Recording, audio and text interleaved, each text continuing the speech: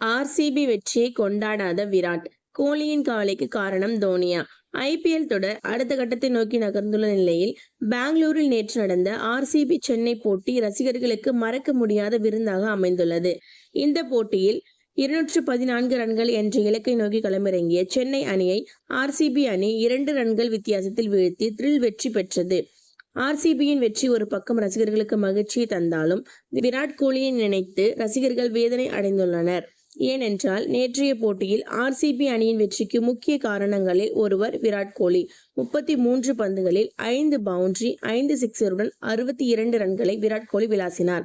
ஆனால் பேட்டிங்கில் நேற்று ஆக்ரோஷமாக ஆடிய கோலி அரை சதம் விளாசிய போது அதை பேட்டை உயர்த்தி கொண்டாடவில்லை. மேலும் இலக்கை நோக்கி ஆடிய சென்னை அணி ஆயுஷ் மாத்ரே, பிரவிஸ், தோனி விக்கெட்டை வீழ்த்திய போதும் அவர் அதை கொண்டாடவில்லை.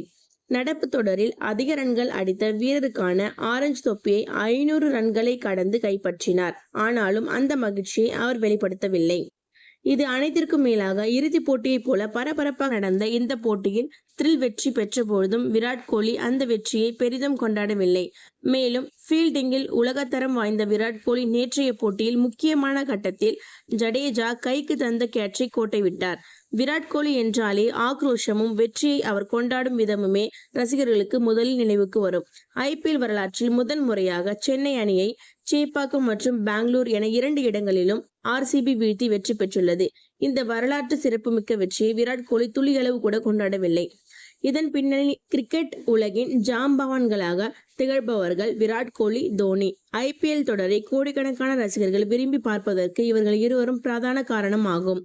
இந்திய அணியின் வெற்றிகரமான கேப்டனாக தோனி இந்திய அணிக்காக தலைமை தாங்கிய போட்டிகளில் அவரின் தளபதியாக திகழ்ந்தவர் விராட் கோலி. தோனி 2011ஆம் ஆண்டு உலக கோப்பையை வெல்வதற்கும் சாம்பியன்ஸ் டிராஃபியை வெல்வதற்கும் முக்கிய காரணமாக திகழ்ந்தவர் விராட் கோலி.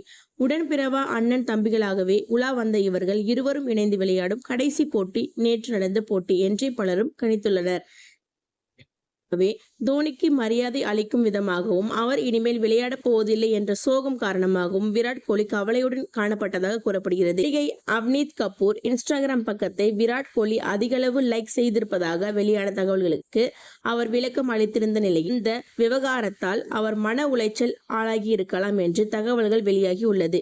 எதுவாகினும் ரசிகர்கள் பலரும் விராட் கோலியை இவ்வாறு பார்க்க மிகவும் கடினமாகவும் கவலையாகவும் இருப்பதாகவும் தெரிவித்துள்ளனர். விராட் கோலி எப்பொழுதும் இயல்பாக மகிழ்ச்சியுடன் ஆட வேண்டும் என்று வேண்டுகோள் விடுத்துள்ளனர்.